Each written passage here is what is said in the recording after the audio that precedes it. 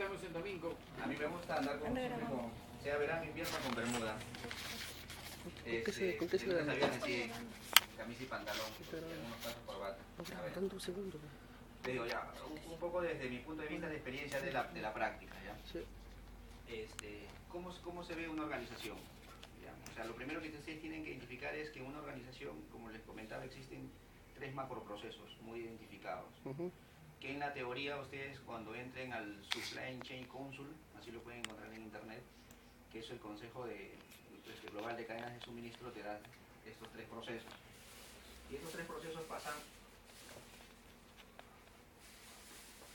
pasan en este sentido, ¿no? Yo tengo un proceso de abastecimiento, que así lo van a encontrar en inglés, como el SOS, como el abastecimiento. Voy a tener un proceso de transformación, lo van a encontrar como un make, y van a tener un proceso de delivery, el entregar. Pues en una compañía tú te abasteces, tú transformas o agregas valor y lo entregas. ¿Está bien? Esta visión que tú tienes que tener de la compañía, a la vez cuando ya en la práctica la vas a transformar en 3 áreas principales. ¿Cuáles son las 3 áreas principales que vas a tener? Vas a tener un tema de supply, que es el tema de abastecimiento. Lo vas a tener en un proceso comercial, que es todo el tema de vender, y lo vas a tener en un proceso administrativo.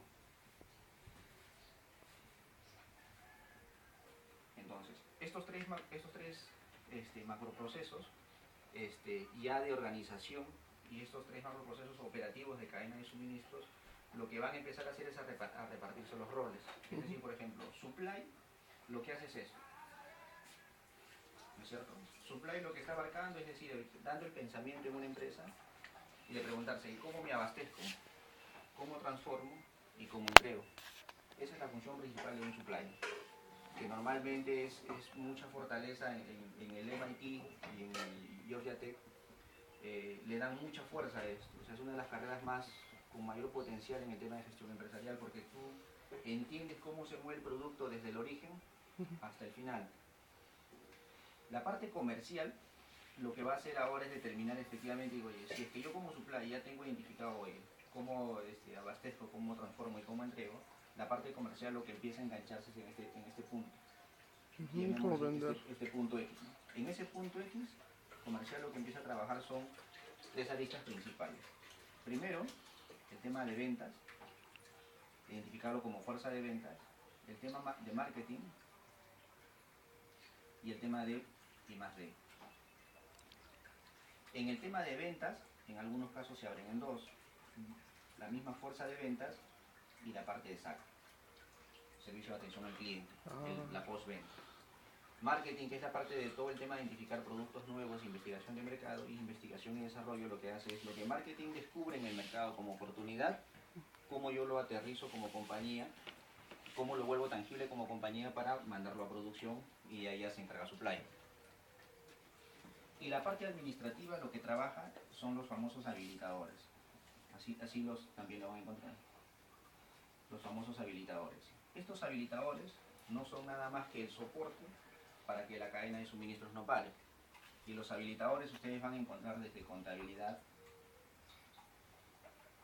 van a encontrar la parte financiera, finanzas, recursos humanos, legal, TI, tecnología de la información, y los demás procesos que por ahí puedan aparecer en algunos casos como calidad. Normalmente son procesos habilitadores. ¿Por qué se llaman habilitadores? Porque son el soporte para que toda esta cadena de suministros camine. ¿Ya? ¿Y por qué termina en el delivery? Porque acá se concluye la venta. En el delivery tú estás haciendo la relación comercial entre el vendedor y el comprador. Que si bien es cierto, es un tema comercial, pero comercial lo que define son netamente la forma de venta y los clientes. Pero operativamente cadena de suministros es quien va a entregar el producto. Lo que hace comercial es netamente evaluar qué tan satisfecho está ese consumidor en función al precio, al valor del producto que le has entregado. Entonces, partiendo de este esquema, cuando ya vamos a una empresa a ver su estructura organizacional, ya tenemos que repartir estos procesos. Y cómo se organiza una pequeña empresa desde un inicio, ¿no? Siempre hay una cabeza, que es el gerente general, y siempre debe tener tres pilares bien identificados. Efectivamente, el primero, que es el supply, la parte de ventas, y la otra parte es administrativa. Este es un organigrama básico, elemental. Este organigrama es lo primero que ustedes tienen que dejar bien establecido. Es decir, ¿quién se encarga de la parte de gerencial? Y en la parte gerencial, ¿qué cosa es lo que ve el gerente? Es la parte de gestión. Es la parte de estrategia. Y esta parte de acá, este nivel de acá, si ustedes quieren verlo en niveles, esta es la parte estratégica. Este nivel es estratégico, por decirlo. La segunda línea de mando que ustedes tienen que dejar bien establecido son los puestos tácticos. Y en la táctica, lo que deben encontrar es un responsable del abastecimiento, de que el material fluya desde el inicio hasta el final, un responsable o alguien que cumple el rol de vender, efectivamente a quién vender, cómo se vende, a cuánto lo vendo, y un tercer responsable que se encargue de poder darle el soporte administrativo. Definitivamente hay actividades operativas acá, por ejemplo, que es la parte de compras, la parte de almacén, la parte de despachos, la parte de distribución. Y si es que hay fábrica, hay fábrica, ¿no? Son los principales que hay que tener en cuenta, y estos ya son operativos. ¿Cómo los opero? Los operativos. En la parte de ventas, como les comentaba, van a encontrar ventas. Tiene que haber un tema claro de quién se hace cargo de la parte de servicio de atención al cliente, quién se hace cargo de la parte marketera, quién se hace cargo de la parte de desarrollar cosas nuevas para vender, los productos nuevos, cuáles son las cosas nuevas que hay que vender. Y administrativamente, lo más elemental en una pequeña empresa, lo que tienen que tener siempre organizado es la contabilidad y las finanzas. No se metan en más cosas todavía, pero esto es muy importante en una pequeña empresa. Si es que es una pequeña empresa, por ejemplo, que en este caso procesa melocotón, sí, lo que está haciendo es procesando, prácticamente opera una fábrica. ¿Compran un melocotón en el campo? Sí, ¿no es cierto? Sí. Lo copian. Lo almacenan, de todas maneras tienen que tener un almacén, sea temporal, sea de un día, de 2 días, ¿no? Tienen un tema de despachos también, porque lo tienen que preparar, embalar, ¿no? En cajas estándares, sí, cierta calificación de embalaje que lleva, ¿no es cierto? Cierta rotulación que debe llevar ahí. Y la parte de distribución, porque tienen que asegurarse de que ese melocotón salga de Huabra y llegue a Guayaquil, llegue a Cuenca, llegue a Quito, a donde llegue en las mismas condiciones como el consumidor las espera. Y cuando el consumidor las recibe allá, es decir, si ustedes están exportando, si este cliente, por ejemplo, de ustedes, esta fábrica está exportando, lo primero que tienen que identificar es hasta dónde llega la responsabilidad de este empresario. ¿Está vendiendo puesto a dónde? Puesto en el contenedor, puesto en el almacén de exportación, lo está vendiendo puesto en Guayaquil, lo está vendiendo puesto en el almacén del cliente. Normalmente cuando se vende a lo mucho y no se tiene mucha estructura administrativa, lo más recomendable es que lo venda como FOB, es decir, puesto en el almacén o puesto en el contenedor. Hasta ahí. Y de ahí en adelante ya la responsabilidad pasa al comprador. Pero lo cual no significa que ustedes no pregunten cómo llegó la fruta allá, porque hay un tema muy importante de acá de cadena de frío. Sí. ¿Ya? Entonces, y hay un tema de fábrica, porque ustedes tienen que procesar el melocotón, ¿no es cierto? Entre que lo compran, lo almacenan, lo procesan y lo despachan, acá hay un proceso que es de transformación, que es decir, de clasificar el melocotón y decir qué cosa es primera, segunda, tercera, creo que hasta sexta ahora. Y eso tiene que tener un proceso, ¿no? Tiene que tener ciertas definiciones de fábrica. Lo primero es decir, oye, pero que tengo que identificar es, por ejemplo, este es mi producto, ¿no es cierto? Este es el melocotón, por ejemplo, de primera. ¿Cómo identifico que este producto es de primera? Tiene que tener, ¿qué cosa? Una ficha de producto. Esa ficha de producto lo que me tiene que decir son las características esenciales de qué cosas le hacen para que este producto sea identificado como primera. Color, olor, tamaño, peso, características organolépticas, porque pasa mucho por el tema visual del producto, ¿no? De verlo bonito. Esferidad, de repente ciertas condiciones que no las conozco a detalle del melocotón, pero que ustedes tienen que decirle al consumidor, oye, ¿por qué consideras que esto es de primera? Entonces el dueño les va a decir, miren, esto lo considero primero por el color, por el olor, por el tamaño, ¿no? Por el olor, listo. Si es que esas son las características, ahora esas características del consumidor, ustedes las tienen que volver requisitos de calidad. Es el primer trabajo, por ejemplo, que aparece en temas de calidad, y hablando de calidad. Eso lo van a tener que ustedes volver como al volverlo característica, lo van a tener que volver atributos. Y el atributo, por ejemplo, de tamaño lo tienen que después identificar. El atributo de color también lo tienen que identificar. Y tienen que saber después, cuando venga ya la producción, cuando venga ya el proceso de seleccionar, saber exactamente contra el patrón que yo tengo de color, si es que efectivamente los productos que estoy seleccionando son de ese color o no. ¿Cuál es el Pantone? Y al establecer esos atributos de calidad, lo que tengo, el siguiente paso que tengo que establecer en mi ficha técnica es el rango. Como es un producto que sale de la naturaleza, no es un producto estándar, no es una fábrica que tú metes este celular y todos tienen que tener el mismo tamaño, la misma dimensión. El rango es mucho más amplio en un producto, en una fruta. Entonces tienen que establecer ciertos rangos para que midan, ¿no? Máximos y mínimos, que después ya los van a llevar a ciertas condiciones estadísticas. Entonces, para cada atributo de calidad lo que defino es el rango de aceptación. Entonces, mi ficha de producto de alguna otra forma me dice todas las características que mi cliente espera de ese producto y cuáles son los rangos de aceptación que tiene. Y en algunos casos, lo que se hace como buena práctica es establecer una panoplia que se llama, ¿no? ¿Qué cosa es la panoplia? En función a los máximos y mínimos que se han establecido, esos máximos y mínimos yo los establezco como muestras de producto. ¿Cuál es el tamaño mínimo? Este es el tamaño mínimo. ¿Cuál es el tamaño máximo? Este es el tamaño máximo, como una muestra, ¿no? ¿Cuál es el color menos amarillo este? ¿Y cuál es el color más amarillo que yo acepto este? ¿Cuáles son, por ejemplo, en el melocotón pasa mucho por el tema de manchas, ¿no? De repente, oye, ¿cuáles son las manchas aceptables para el cliente estas, ¿no? Mira, acá hay muestra para que tengan ellos, ¿no? ¿Y cuáles son las manchas no aceptadas estas? Entonces, esa ficha de producto es un insumo muy importante en temas de calidad, porque en función a esa ficha lo que ustedes después van a hacer es establecer el método operatorio. El método operatorio ya es para la gente operativa que hace el trabajo y decirle, mira, vamos a seleccionar melocotón de primera, ¿no es cierto?, en la línea de producción, listo. Miren la ficha, esto sí pasa, esto no pasa, ¿no? No. Para eso te sirven los atributos de calidad, para que la gente operativa que hace el trabajo sepa qué sí pasa y qué no pasa. Y ahí es donde te hace donde te agrega más valor esta ficha, ¿no?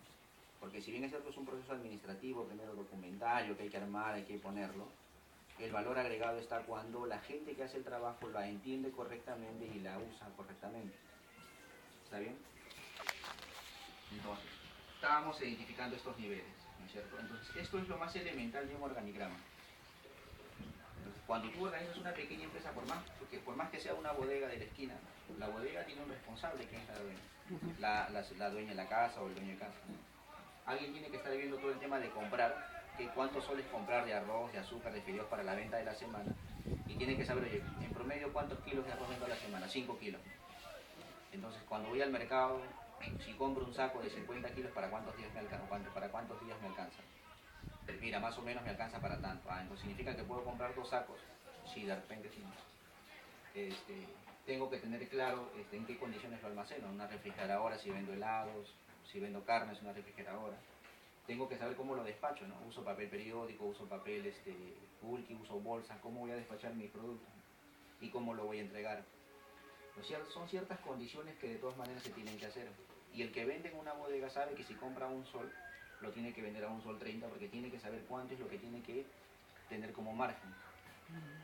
Porque lo que ustedes tienen que entender es que siempre un negocio existe porque es un tema de dinero que yo espero recibir. Entonces tengo que saber cómo estoy comprando y también cómo estoy vendiendo. Y después llevarlo a mi contabilidad. Oye, si yo compro algo a un sol, lo vendo a un sol 30, gano 30 céntimos. Obviamente estoy ganando 30% en la teoría, ¿no? Pero la contabilidad me tiene que decir siempre, después de cada ciclo de negocio, si efectivamente ese 30% que yo le he puesto a las cosas que compro para poderlas vender, cuando termine el mes, efectivamente, si yo vendí 1000 soles, efectivamente me gané 300 soles. Si es que no es así, significa pues que tengo que vender más para poderlo ganar. Porque en la contabilidad lo que yo estoy aterrizando ya es todo lo que vendo menos todo lo que compro, y también tengo que restarle qué cosa, ¿no? Todos los costos de vender. Sí. ¿no? Mi sueldo, la luz, el agua, la depreciación. Hay ciertas condiciones que cuando ustedes vean contabilidad van a entender la parte de contabilidad de costos, que es muy importante. Si es que eso no hace un empresario, si un empresario no identifica su producto, no identifica cómo vender, a cuánto vender y a cuánto el consumidor está dispuesto a pagar, y después no tangibiliza en números si efectivamente está ganando lo que está ganando, si está ganando mucho o poco, no va a poder hacer gestión. Entonces, esto es como el ABC para una pequeña empresa, ¿no? Determinar primeramente las funciones elementales de una empresa que las tiene que ejecutar sí o sí. Acá no hay opción de que un pequeño empresario deje de hacer algo.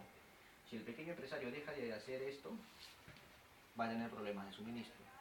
Si deja de hacer esto, va a tener problemas de saber exactamente si lo que vende está en el precio adecuado. Y si no hace esto, no sabe si es que está ganando o está perdiendo plata. ¿Está bien? Entonces, estos pasos los tiene que ejecutar de todas maneras. ¿Cuál es la dificultad que tiene el pequeño empresario? Que como empezó como operativo, después él mismo empezó a definir ciertas condiciones de políticas, de tácticas para su negocio, y él mismo es el que está mirando si es que su negocio va a crecer o no va a crecer. Le cuesta mucho soltar estas partes, le cuesta mucho desprenderse de esto para que pase a este nivel. Y cuando está a este nivel le cuesta también desprenderse de esto para pasar a este nivel. Pero, ¿cuál es la mejor condición para un pequeño empresario, ¿no? Que encuentre gente capaz que se pueda encargar de esto y que no le dé problema. Que pueda encontrar gente capaz que se pueda hacer cargo de esto y que no le dé problema. Y eso pasa por un tema de confianza. Y la confianza hay que trabajarla, ¿no? Y hay que ganarla. Lo primero, teniendo claras cuáles son las funciones elementales de una empresa, cualquiera sea esta, panadería, botica, farmacia, hospital, banco, cualquiera va a tener una estructura similar en tema de funciones. Ahora tienen que ejecutar pasos elementales de organización en esta pequeña empresa, ¿no? ¿Y cuáles son los pasos elementales para esta pequeña empresa?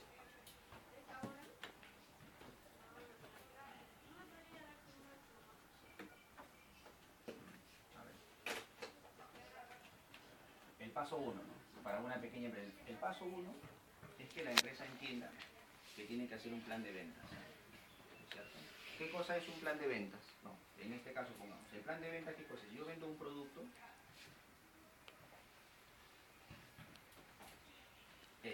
para un cierto cliente, una cierta cantidad, a un cierto precio.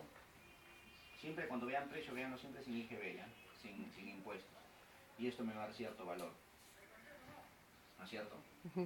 Si yo pongo mi lista de productos, pongo mi lista de clientes, pongo las cantidades acá, 2.000, acá tengo 1.000, por acá tengo otros 1.000 más, y acá tengo precio de $1, este es de primera de $2, este es de $3, el super extra. Cada uno de ellos me va a dar un valor de 2.000, este me va a dar un valor de 2.000, este me va a dar un valor de 3.000. Y al último resulta que en este mes yo voy a vender los 7.000, pongamos que sean dólares, voy a vender $7.000. Yo ya tengo claro que este es mi plan de venta para este mes. Entonces, cuando ustedes vean negocios, siempre véanlo en ciclos de negocio, ¿no? Y el ciclo de negocio mínimo aceptable es de un mes. Significa que yo para todos los meses, antes de que empiece el mes, por ejemplo, si estamos marzo, vamos a arrancar abril, tenemos que tener claramente, antes de que empiece abril, qué cosa es lo que vamos a vender en abril. ¿Qué hay como pedidos? Esto es lo que exactamente se va a vender en abril. Listo. Si es que esto es lo que se va a vender en abril, ustedes ya saben más o menos en abril cuánto de dinero va a entrar como venta.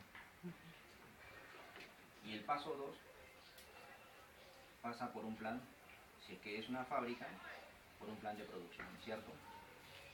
Y para armar un plan de producción yo tengo que entender siempre cuáles son los recursos que uso, ¿no es cierto? Porque esto, como lo voy a vender, significa que yo lo tengo que procesar, lo tengo que comprar. Y acá hay las 4 M's que las llaman la gente de Toyota, y esas 4 M son mis conductores de costo y son sobre los cuales yo armo mi plan de producción. Cuando armo mi plan de producción yo tengo que tener en cuenta siempre mi mano de obra, ¿no es cierto? El personal necesario para poder trabajar esa cantidad de productos. Material. Tengo que conocer mis materiales, ¿no es cierto? ¿Cuáles son los materiales? ¿Cuál es el suministro que necesito para eso? Si yo, por ejemplo, acá identifico, tengo 4.000 melocotones que entregar o 4.000 cajas de melocotón, y más o menos mi promedio de descarte está en un 30%, significa que tengo que comprar los 4.000 más un 30%, ¿no es cierto? Tengo que saber qué máquinas necesito, o sea, cuáles son las máquinas que necesito, ¿no? Fajas, sean mesas, sean sillas, sea solamente un almacén bajo techo, al aire libre, sobre el piso, las condiciones que se necesitan para poder operar ese negocio. Van referidos a todo el tema de máquinas. Y lo cuarto, si lo escribo completo, estos son los métodos. Y los métodos, justamente la parte esencial que les comentaba, ¿no? Cuando ustedes identifican un producto y ya identificaron cuáles son las características que quiere el consumidor, esas características que el consumidor quiere, ustedes las tienen que poder establecer en el método de trabajo. Entonces tienen que en ese método identificar cómo es efectivamente el proceso de selección, que es el corazón del negocio, porque ese negocio está subsistiendo porque está haciendo un buen proceso de selección y ese melocotón de primera que está saliendo es el que están comprando. Entonces mi producto que compran, me están comprando un melocotón y lo están comprando como melocotón porque es un producto bueno, y el factor principal de que sea bueno me está significando un tema de características o atributos. Entonces tengo que establecer un correcto método de trabajo. Y ese método de trabajo tiene que estar aprobado y tiene que ser conocido por la gente que trabaja en la fábrica, ¿no? Y acá pueden ayudarse de herramientas de ingeniería de métodos si es que ya lo llevaron. Y si es que no lo han llevado, pueden buscar algo de teoría sobre ingeniería de métodos, ¿no? Que les va a ayudar un poquito a tener claridad, ¿no? Por ejemplo, ¿cuántos segundos tienen que pasar en una persona para que revise si efectivamente tiene manchas, ¿no? ¿Cuál es el método de coger el producto? Lo cojo con la mano derecha, lo giro a mi frente, le doy vuelta en este lado, miro arriba, miro abajo y debajo, y lo entrego. Esa forma de trabajo la tienen que ustedes establecer en el método. Entonces, si ustedes le toman tiempo, ¿cuánto tiempo toma el trabajador en coger el melocotón, levantarlo, mirarlo arriba, mirarlo abajo, lateral izquierdo, lateral derecho, y lo vuelvo a dejar 4 segundos? Significa que por cada 4 segundos un trabajador selecciona un melocotón. Entonces, ese es establecer método de trabajo.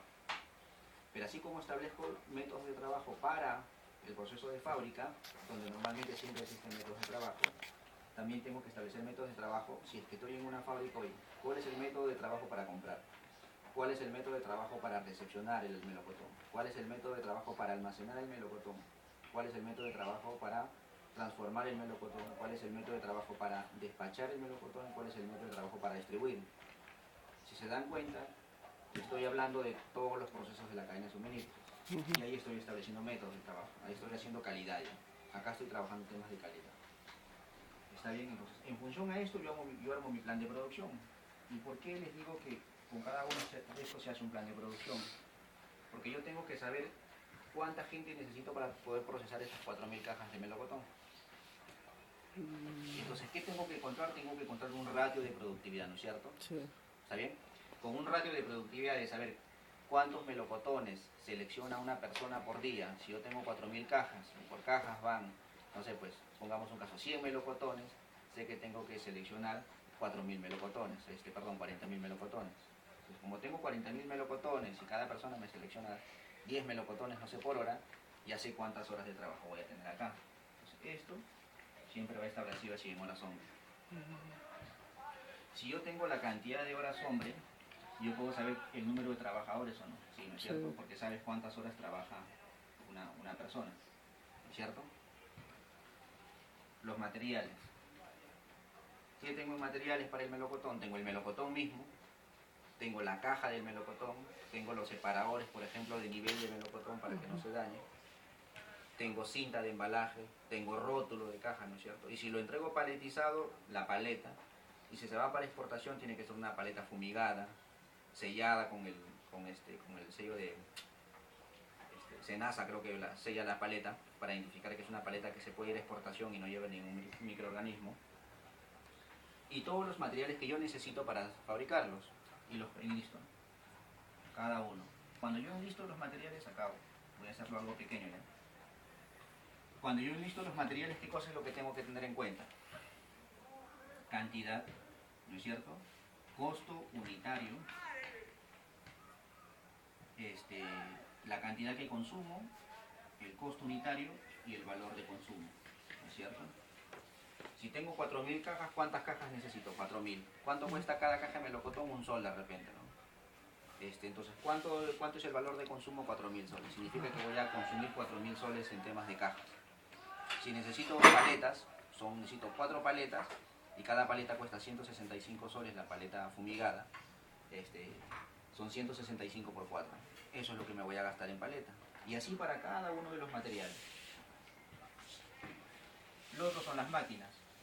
¿Qué necesito? Una mesa, una faja. Si tengo una mesa o una faja, necesito energía eléctrica o la voy a trabajar sin energía eléctrica. Y si no tengo la mesa y es necesariamente una mesa la que tengo que tener, ¿dónde la compro? ¿Qué características tiene que tener esa mesa? ¿Tiene que ser polietileno? ¿Tiene que ser polipropileno? No puede ser de repente plástico reciclado porque el olor del plástico se pega en el melocotón y ya no es bueno. Entonces hay ciertas condiciones que tener claras para la máquina. Y lo otro es el método de trabajo, como les digo, ¿no? Que ya les expliqué el método de trabajo como punto 1. Que no es un tema que definitivamente les demande tanto consumo de recursos, porque ya lo hicieron, pero se tienen que saber si es que los métodos están hechos o no. Si es que no está hecho algún método, por ejemplo, están seleccionando ustedes melocotón, pero resulta que hay una oportunidad de ese cliente de que ahora quiere peras de Sayán. Y ustedes acá que están en la región saben de dónde hay peras, y tienen peras. Tienen que levantar el método para peras, porque llega el mes de junio, por ejemplo, y resulta que en el plan de ventas para el pedido de junio, para despachar junio, hay un pedido de 500 cajas de peras, ¿no? Y ya trabajaron su ficha y ahora lo que tienen que hacer es establecer el método de trabajo, ¿no? Y asegurarse de que en el mes de trabajo existe el método de selección de la pera y que ya tienen la ficha de producto y que cuando se empieza a trabajar, cuando se empieza a dar el plan de producción, ya tienen la ficha puesta. Cuando ustedes lleven contabilidad de costos, se van a dar cuenta de que cuando estudian la parte de estado de ganancias y pérdidas, se van a dar cuenta que el estado de ganancias y pérdidas parte de esto. Y si ustedes acá ya tienen los recursos identificados para su plan de producción, tienen 4.000 cajas y tienen 20 días de trabajo, ¿cuántas cajas tienen que hacer por día? ¿No es cierto? Y ya saben cuántas cajas tienen que hacer por día, con cuántos trabajadores, qué materiales van a usar, qué máquinas van a usar y qué métodos van a usar. Y ya está hecho el paso 1 y el paso 2. Hasta ahí, ya de alguna otra forma está planificado lo que se va a ejecutar. ¿Está bien?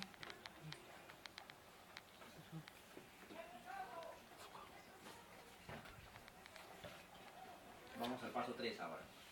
Y en el paso 3, lo que yo tengo que ejecutar ahora es mi plan de compras.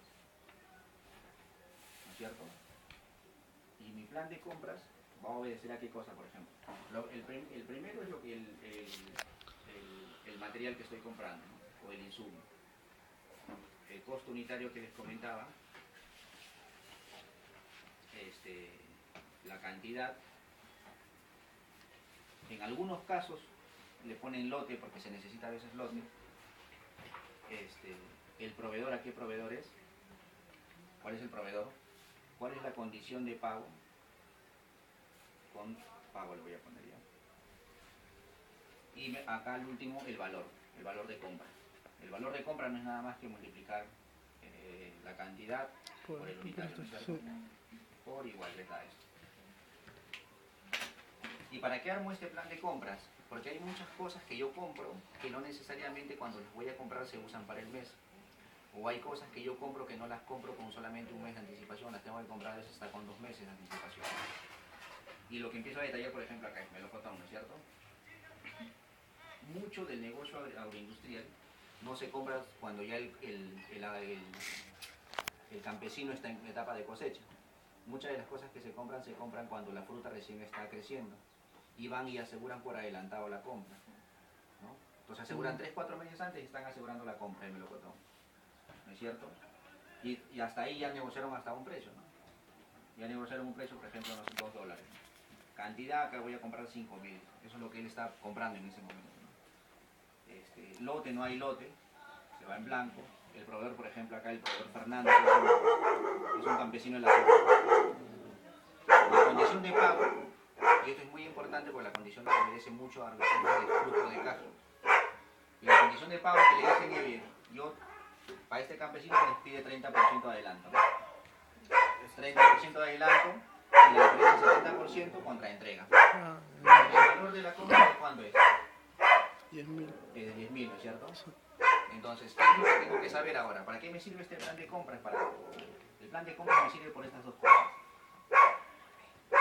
Significa que cuando yo hago este plan de compras y sé que estoy comprando con 3 meses de anticipación, cuando yo hago mi flujo de caja, sé que en el mes de abril voy a depositar 3.000 soles por un producto que lo voy a tener recién en el mes de julio. Y en julio voy a necesitar esos 7.000 soles para pagar.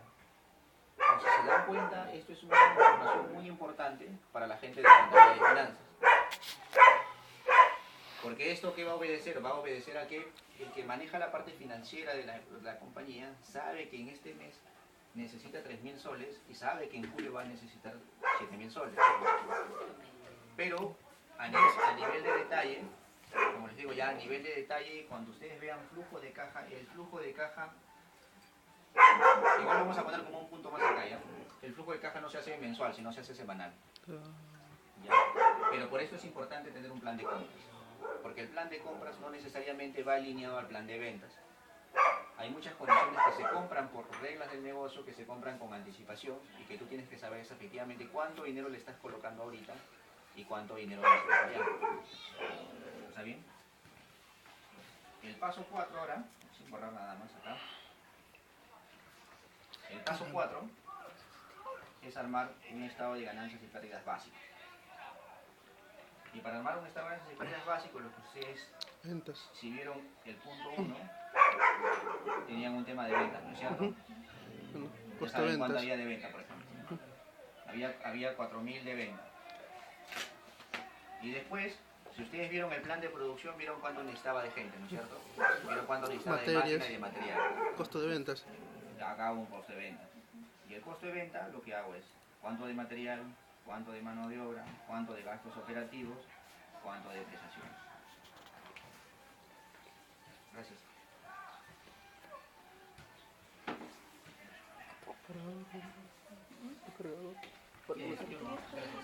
¿Entonces qué es? Si ustedes miran esto, ¿qué van a ver, por ejemplo? Montos, ¿no es cierto? Como material de repente se gastaron 2.000. Como mano de obra gastaron 500. Como gastos operativos para acá tienen 200. Y como depreciación, como no hay mucha inversión, tienen 100.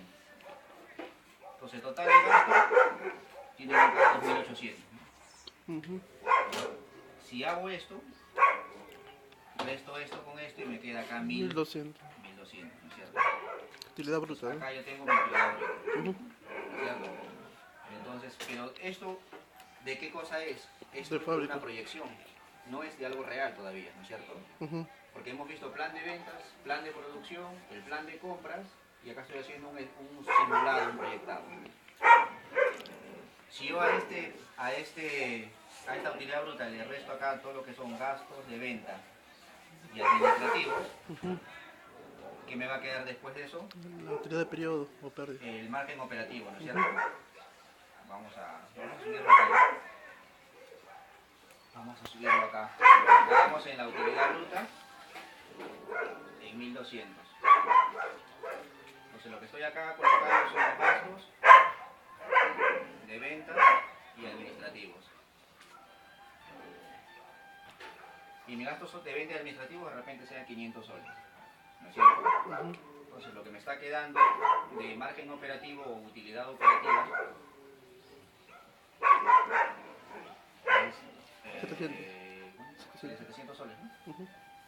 700 soles. Y eso de alguna otra forma, ¿se acuerdan cuando vimos el organigrama? Estratégico, táctico y operativo. Todo lo que es operativo directamente proporcionado al producto va acá.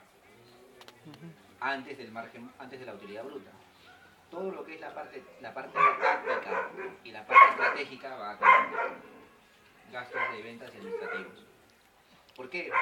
Porque la parte operativa es directamente proporcional a la producción, ¿no es cierto? Si más produzco, necesito más mano de obra. Si produzco más, necesito más materiales. Entonces es directamente proporcional a la cantidad que voy vendiendo. Pero la parte administrativa no crece igual. Porque vendes 1.000 cajas más, no necesitas una contadora más, no necesitas un gerente más, no necesitas un jefe más. Es el mismo que va administrando solamente más responsabilidad. Por eso se divide esto. Si tú acá pones los intereses de un banco, tienes 100 de intereses y acá sí te queda el EBIT, ¿no es cierto? Y el EBIT, que es la utilidad antes de impuestos, te sirve para calcular muchos ratios financieros. Es por eso que yo siempre recomiendo calcular. Busquen en internet exactamente EBIT, porque es importante y qué indicadores se hace a través de esto. Porque los bancos lo que usan es la utilidad antes de impuestos, para calcular muchos indicadores y el saber si es que una empresa es muy capaz de endeudamiento o no endeudamiento, o de cuánto puede, hasta cuánto puede prestarse, ¿no? Saber qué tan buena es. Y esto de acá, siempre pónganlo como mínimo 18%. Si es que ya están en la práctica, esto no puede ser menos de 18.